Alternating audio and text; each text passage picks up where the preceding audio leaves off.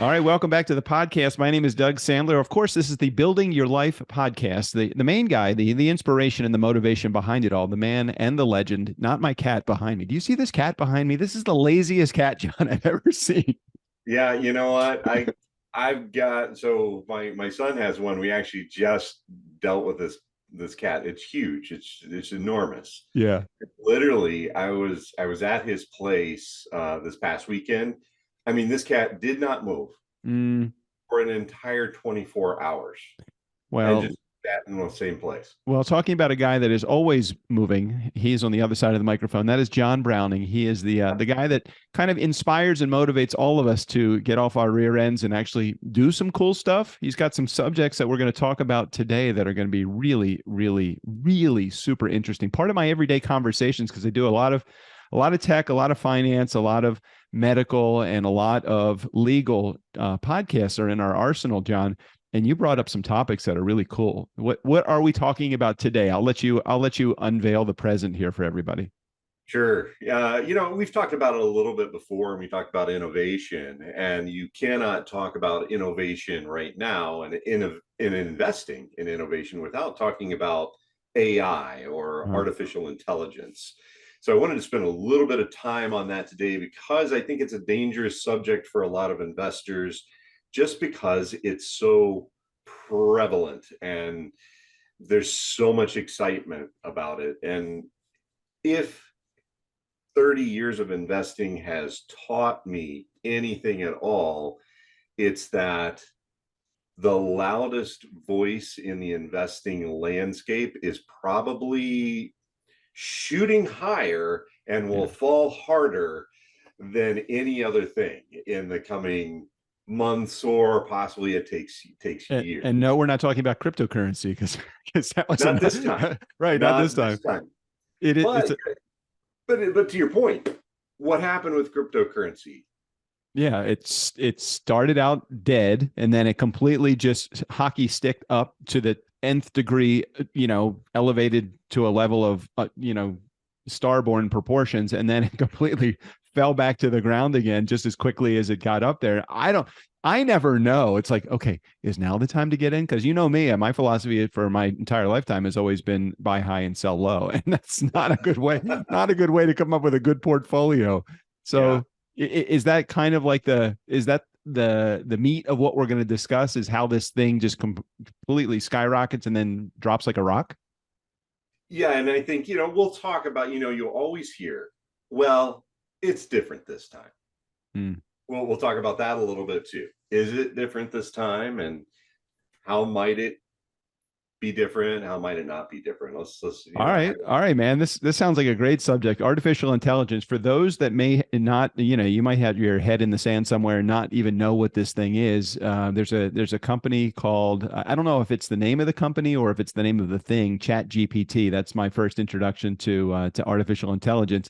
It's the coolest thing. I subscribe to this site. It's completely free. I go in there, I type in whatever question I want to, and I'm like, hey, give me an email about, to people that would be interested in podcasting, to entice them to want to click on this lead magnet that I have. And it writes an entire email for me. It goes to the internet, does all the research for me, and spits it back out. Totally cool. Some of the stuff isn't 100% accurate, which I heard, is not uncommon for artificial intelligence to not give you the right results. But it does all of this stuff for you. It's like a robot doing the work and then saying, "Here, sir, here is my work. I've completed it for you. By the way, there's no cost to this." So Yeah, it's pretty exactly. cool. What am I missing about what artificial intelligence does aside from being a robot? Yeah, I mean, it does all that and a whole lot more, right? I mean, it's been around for a lot longer than Chat GPT. Chat GPT was started by OpenAI, and Mm-hmm. yes, Elon Musk was kind of one of the pioneers that helped start that company. Was not involved with it of late, but he did help get it going. No surprise there.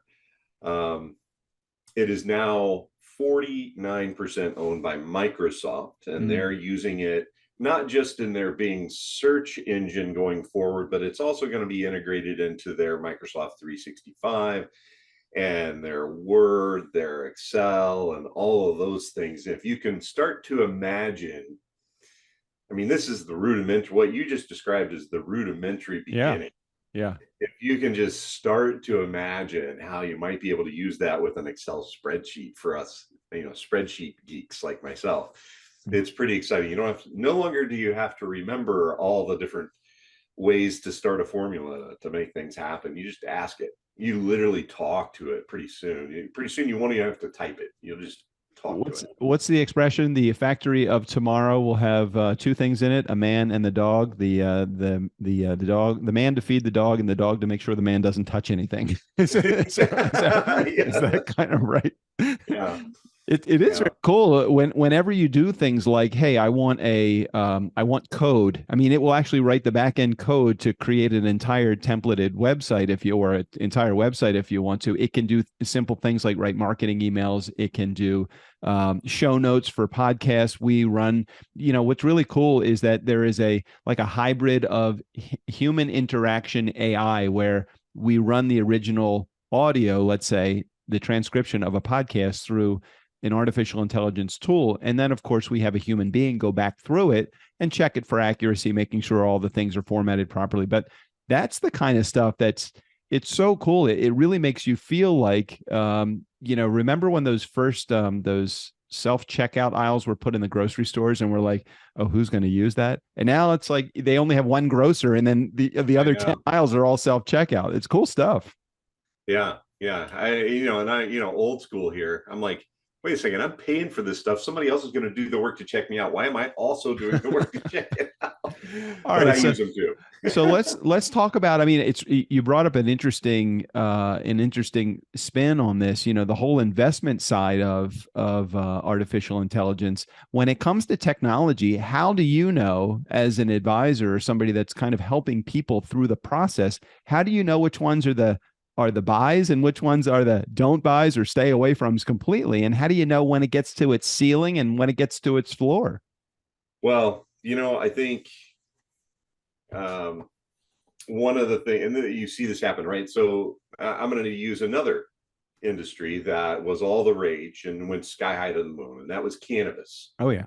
So anything cannabis just went straight through the roof until it didn't.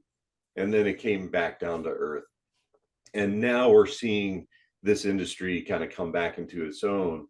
And, at some point, I'm sure it will be federally legalized. It's legal in most states. And yeah, I think most is an accurate thing to say there. Well, I'm in California and it's legal if it's 7 times over in this state. So it's, every corner. Yeah. I mean, literally there's a dispensary that is within 200 yards of my home, and it's no longer, it's not any longer, it never was, but it's not like drug dealers and thugs that are hanging out on the corner. I mean, this is a legitimate business. You go in there and they have, that it's very well lit, it's very well secure and protected, and they have a full range of products when you walk in there. It's hard not to. And I'm not a I don't want to say I'm not a user, because that sounds kind of like it's like an addictive kind of thing, but I'm not somebody that would necessarily go in there.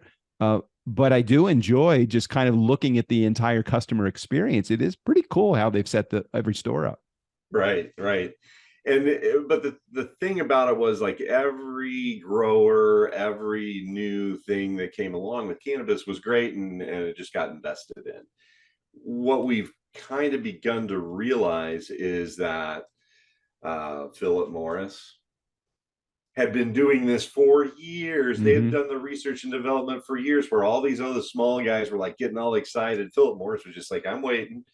And there still are, by the way. Philip Morris has not unleashed the full power of that company yet on the industry, because it's still not federally legal. But I mean, the Philip Morris's, the Tilrays, the very large companies, if you're a small company and you do really have something of value, you're going to get bought. And anybody even remotely not there is going to die a horrible death. Now the neighborhood dispensaries are probably going to continue to do well. Yep. But even there, you'll see those things get bought up. So that's what we're looking at when we look at AI and emerging technologies. we're looking at who are the big players. And I think the market has begun to recognize this a little bit more as well. And we're seeing that this year with the very large companies. The companies, and a lot of people don't know this, is when you buy the S&P 500, you're buying about 475 small companies that may or may not be doing great, and you're buying 25 that are the Mm-hmm. bulk of really what you're buying.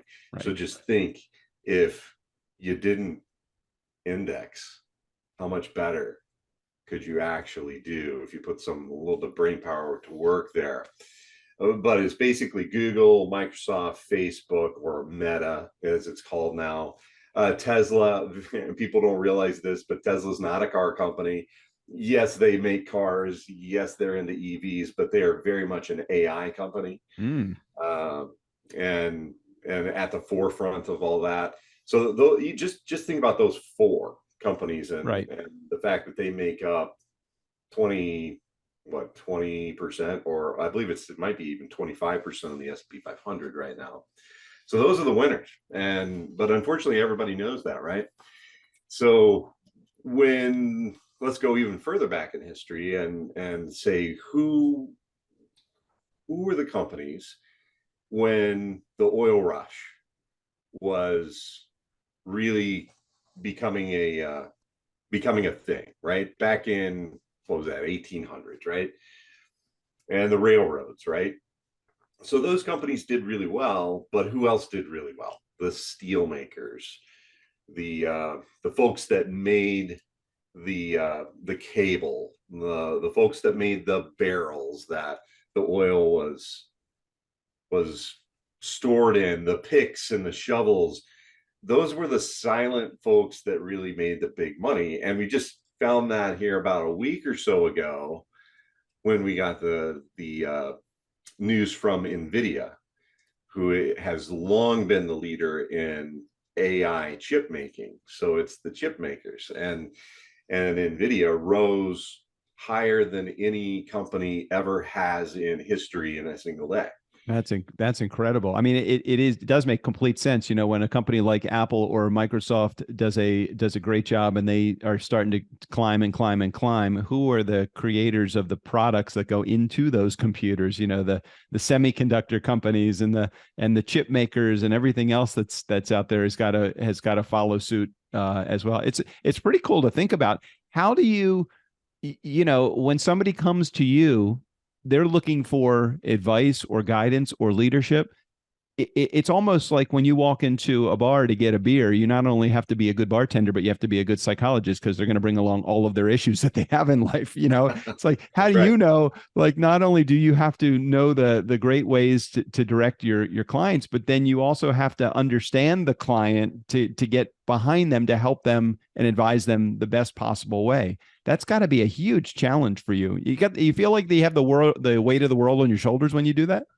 Yes, I do actually, and you're 100% right. That's the hardest part of my job, and I would also say, and while this is, I always try and say this at least once during each episode, this is not investment advice. If you would like investment advice, reach out, and we'll talk with just about anybody, no matter where they are in their financial journey. We'll talk with you and we'll try and help you out. But the biggest challenge that I have now is so many people want to be invested just in the hot dot, and which is clearly AI. And what I try and explain to people is, number one is AI is in every industry now. It's one of the screens that we use to decide whether or not we're going to invest in a Mm. company. Are they at the cutting edge, or at least utilizing AI in some way, or testing it? How might it work to make that company better? You look at companies and industries that we need, like food. Hmm. We need food production, right? Well, food production is just farmers on a farm, right? I mean, they plow the field, they plant the seed, no big deal, right? That is a misnomer. AI is huge, absolutely huge in the farming industry. So, what companies are utilizing AI effectively in the farming industry, especially when we've got things going on in Ukraine where food production is down. We've got a drought going on in the Midwest, got all kinds of problems in California. Like every year, it's something different, right? Either Yep. it's heavy rains or drought, right? You got all kinds of things going on with food production. So you've got a company that is boring, right? Like John Deere. And by the way, John Deere hasn't done very well this year in terms of stock price, but if you look at their profitability and all that, has done really well because all of the attention is going towards those what you would consider traditional AI companies because it's the hot dot. Hmm. And so convincing people that, hey, over the long term, you need to be invested in a diversified way across diversified industries. And those industries may very well and should be utilizing some of those technologies that those big tech firms are also using, and they're going to be very profitable. So if your headline is AI, is it a passing fad, world takeover, or the end of freedom as we know it? I love how you phrased that to me when you sent me a little, hey, this is the stuff I want to talk about today. Yeah. So what do you think? So you're saying that anybody that is going to invest, if you don't have the knowledge or the wisdom or at least the capacity to know if they have AI as a part of their business model and their business plan, it would be a potential pass for you as an advisor. Yeah, exactly. That's exactly right. If that company hasn't thought about it, hasn't started to at least test it or use it in some way, it's probably going to be a pass for us. Yeah, yeah. Well, No it matter is what the industry. it is very interesting. You think about just even the music industry itself and the CD manufacturers when when records were on the way out. The record companies, if they just kept their feet in the vinyl business, they'd be out of business if they didn't transfer over to the CD business. When the CD business was moving over to MP3s, did anybody stay in the CD business? You can't even find a CD anymore unless you're going to an antique store. Same thing with 8-track, reel-to-reel, cassette, all of those. Even VHS, beta to VHS to out the window because now everything is streaming video, Blockbuster to Netflix, all of those things. These were all companies that were, big money making companies that were producing and creating that they just did not follow the bouncing technology, and it would make it really challenging for them had they not listened to, or if there's a company that's out there that's not using AI. Look, it's there. It's right in front of all of us right now. You may not see it as a consumer, but it's there, and you gotta respect the fact that it is the future of where we are all heading right now. Right. And does it, like the title that I sent you, right, was, is it going to take over the world? Are we going to have a Teradyne Systems, right? There is a company out there called Teradyne Systems, by the way, which I found amusing and scary at the same time. But Anything those else? of us who Yeah, go. grew up with Arnold, right, and the Terminator, start to think about that. And you would like to think that we will be very careful with this, and I believe that's the case. And I also believe that the basic human element never goes away, right? We never get replaced. We just change our role. And you find the evidence of this as you look at the evolution of AI. This is not something that just happened last year. This is something that's been happening for decades. So And go ahead. yeah, I was going to say, so if you want to see a cartoon character of John Browning, all you do have to do is go to his website. He's got his own chat bot. Yeah, right now. Yeah, it's gonna be cool. People are going to ask investment questions. They're going to go right to your website and they're going to type in, "I want to talk to John," and a cartoon character, AI cartoon character, is going to pop up of you right there on the screen. You'll be able to give them all the information, and you will be able to be doing that all in the privacy and comfort of your screen covered porch with your pool inside right now, John. There you go. Oh, but I still believe that there's a lot of the human element that has to be there, and it's the things that make us human. Like there are there are jobs that don't exist today that will exist tomorrow, and there are jobs that exist today that won't exist tomorrow because of AI. There's a job out there that's just beginning, which is the human machines teaming manager. Oh, And that's one of the most important parts about AI is how do you match the human with the AI? And they've found that that is really where the power is, because just AI alone does not function as well as AI plus the computer together. well, the human interaction between the AI robot or code or whatever it is that creates the output, it's not perfect. There still needs to be a human element, at least at this point. At some point, maybe in the future, there will not be the necessity to have a human being attached to it. But you know what? We're still away from that right now, and when that happens, there still will be an opportunity for the human being. This world will not be run by robots. I don't see that happening anywhere in the near future, unless it's that guy like Wally. If it's Wally, then I'm okay with it. Yeah, he's such a good guy. Yeah, absolutely. It's good that way. We like Wally.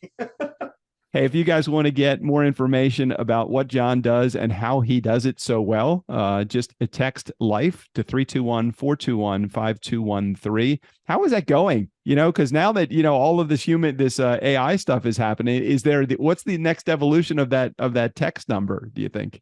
It's already evolved since I first started using it. Now when they get a video, a little bit about, the Build a Life, Not a Portfolio, the book. They get all the links to anything they want, lots of free information that we put out from Guardian Rock, including the podcast. And then they can click down to the lower right hand corner and they can schedule a meeting with me like that. I mean, just go in, look what time slots fits well for them, and I'll make myself available to chat. All right. So to get a copy of John's book or to chat with John a little bit deeper about the subjects that we have talked about today, actually it was neither John nor I on today's episode. It was two robots that actually took our place actually doing this. Get a copy of his book, Build a Life, Not Just a Portfolio, or connect with John. Text LIFE to 321-421-5213 or visit John's website at guardianrockwealth.com. Thanks, John, for another great week. Catch you again next week. And I think we got some cool subjects that are coming up. I see the outline of the subjects. I'm looking forward to next week's conversation. I'm gonna stop right there. I'm not even gonna tease it any more than that. All right, sounds good. We'll see you next week.